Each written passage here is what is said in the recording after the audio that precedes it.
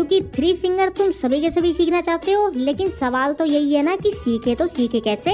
अब कोई भी बंदे को सीखना होता है वो इधर यूट्यूब पे आता है और इधर को सर्च करता है three finger best custom HOD, और इधर उसको अनगिनत वीडियो देखने को मिल जाती हैं। सॉरी गलत बोल दिया। यूट्यूब पे नहीं, हर एक चैनल में मिलती है उसको अनगिनत video. Top 3 best three finger HOD, top 5 best three finger custom HOD, top 7 best three finger HOD, top 500 best custom HOD. मतलब हर एक चैनल पे 1000 वीडियो पड़ी है इस टॉपिक पे। इतने तो भाई फ्री फायर में प्लेयर पैदा नहीं हुए जितनों की इन्होंने कस्टम एचओडी बता दी वीडियो में। और वीडियो के अंदर होता भी कुछ नहीं है, बस किन्हीं भी 3-4 चिंकू मिंकू टिंकू का 30 सेकंड का गेम प्ले दिखा के उसकी कस्टम एचडी का स्क्रीनशॉट चिपका देंगे और हो गई वीडियो खत्म, चलो निकलो टाटा बाय बाय। लेकिन इस वीडियो के अंदर मैं आपको बताऊंगा सारी मिस्टेक्स है ना थ्री फिंगर की, कि आप लोग क्या मिस्टेक करते हो। और सबसे बड़ी मिस्टेक तो यही होती है थ्री फिंगर प्लेयर की कि वो गलत साइड पे गलत बटन को रखता है, या फिर कितने बटन कौन सी फिंगर से कंट्रोल करने चाहिए उसको यही नहीं पता होता, जिसकी वजह से वो जैसा गेम प्ले देखता है ना लोगों का वीडियो में, वैसा भाई वो कभी नहीं कर पाता और बस सोचता ही रह जाता है। तो जैसे सबसे पहले यहाँ पे देखो, यहाँ पे जो कस्टम एचओडी है ना इसकी भाई पकी हुई है एकदम खिचड़ी, ठीक है। तो उसको मैंने थोड़ा सा मेहनत करके एकदम सिंपल सा कर दिया यहाँ पे। तो यहाँ पे लेफ्ट साइड में दिख रहे होंगे आपको 6 बटन और राइट साइड में भी कुछ बटन दिख रहे होंगे। और as you all know three finger custom HOD की जो लेफ्ट साइड होती है वो सबसे मेन होती है, क्योंकि उधर से ही हम ज्यादातर बटन को हमें कंट्रोल करना होता है। तो अब यहाँ पे सबसे पहला जो है ना वो आता है हमारा स्प्रिंट वाला बटन, ठीक है। तो इसको आपको ज्यादा कुछ नहीं करना है, बस इसका थोड़ा सा साइज बढ़ा के इसकी पोजीशन को आपको इधर रख लेना, ठीक है। इधर रख लेना, बैकग्राउंड देख लेना और इसका साइज रख लेना 85 के आसपास। अब ये जो स्प्रिंट बटन है ना इसको मैंने भाई इसकी पोजीशन को यहाँ पे मैंने फिक्स कर दिया है। अब हम इसको नहीं हिलाएंगे और इसके अकॉर्डिंग ही पूरी की पूरी कस्टम एचओडी को डिजाइन करेंगे।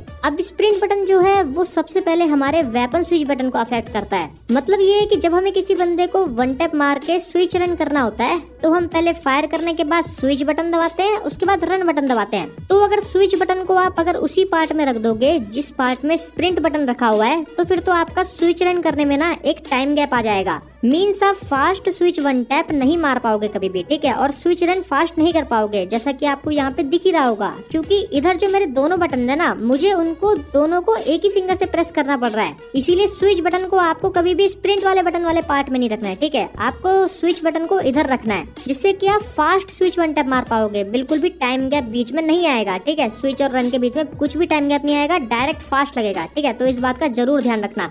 अब बात करते हैं जंप बटन की। तो जंप बटन जो होता है ना वो भाई कस्टम एचओडी में आप उसको इधर नीचे भी रख सकते हो और इसको ऊपर भी रख सकते हो।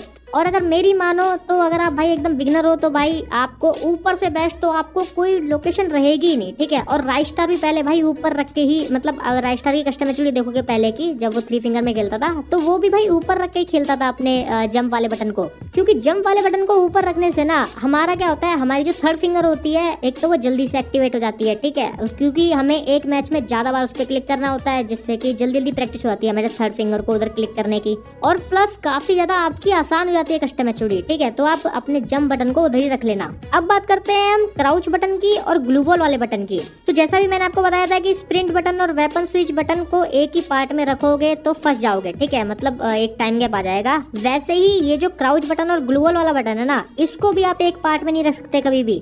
मतलब अगर आपने अपने ग्लू वॉल वाले बटन को इस पार्ट में रखा है तो आपका क्राउच बटन इस पार्ट में तो बिल्कुल भी नहीं हो सकता। अगर उसको रखना है तो या तो उसको ऊपर रखो, और ऊपर भी सुटेबल नहीं है तो उसको भाई जो आपका ड्रैग फायर बटन है उसके बगल में रखो। और मेरी मानो तो भाई आप लोग ड्रैग फायर बटन के बगल में ही रखना हमेशा अपने क्राउच वाले बटन को, ठीक है। और थोड़ा सा चिपका के रखना अपने क्राउच वाले बटन को उससे। और इन दोनों को मैंने अलग अलग पार्ट में रखने के लिए इसलिए बोला है क्योंकि जस्ट सपोज मान लो कि आपको लगानी है सिटअप ग्लू वॉल, तो आप क्या करोगे कि पहले आप ड्रैग फायर बटन से ऊपर फायर करोगे, उसके बाद क्राउच बटन पे क्लिक करोगे, उसके बाद ग्लू वॉल निकाल के ग्लू वॉल को लगा दोगे। लेकिन अगर यहीं पे ये जो क्राउच बटन है अगर वो उसी पार्ट में होता जिस पार्ट में ग्लू वॉल वाला बटन रखा हुआ है तो आपको दोनों को भाई थंब से ही कंट्रोल करना पड़ता। मतलब ग्लू वॉल भी निकालनी पड़ती और बैठना भी उसी थंब से पड़ता, जिससे कि दोबारा से एक टाइम गैप आ जाता दोनों, मतलब दोबारा से एक टाइम गैप आ जाता सिटअप ग्लू वॉल लगाने में। तो इसीलिए इन दोनों को भी भाई दुश्मन बना दो, इन दोनों को भी अलग अलग पार्ट में रखना कस्टम एचओडी के। और ये जो ड्रैग फायर बटन के बगल वाला पार्ट है ना ये सबसे बेस्ट है इस क्राउच बटन के लिए, तो इसको इधर ही रखना। और भाई आप लोग बढ़िया तरीके से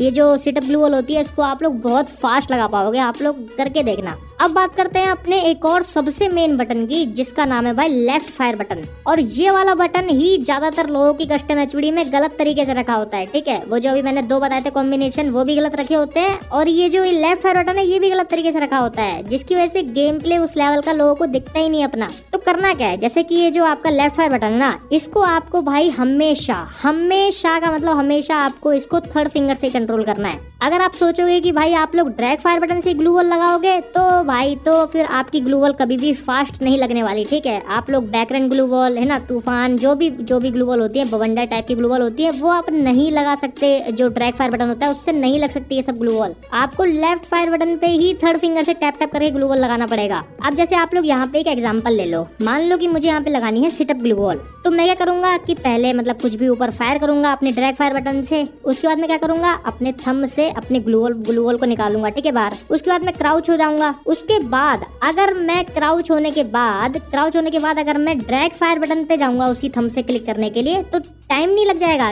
टाइम लगेगा ना। इसीलिए अगर मैं ऊपर से थर्ड फिंगर से अगर मैं लेफ्ट फायर बटन को क्लिक कर दूंगा तो कितनी जल्दी ग्लू वॉल लग जाएगी, है ना। आप लोग खुद सोच के देखो, मतलब खट से ग्लू वॉल लग जाएगी, आपको पता भी नहीं चलेगा, बहुत भाई फास्ट ग्लू वॉल लगेगी। तो इसीलिए आपको हमेशा लेफ्ट फायर बटन को हमेशा थर्ड फिंगर से कंट्रोल करना है। और ये जो आपका स्कोप वाला बटन है ना, इसको तो मैंने अपनी तो एक और वीडियो के अंदर बताया था कि आपको इसको भाई ये जो स्विच बटन होता है ना, इसी के ऊपर रख लेना।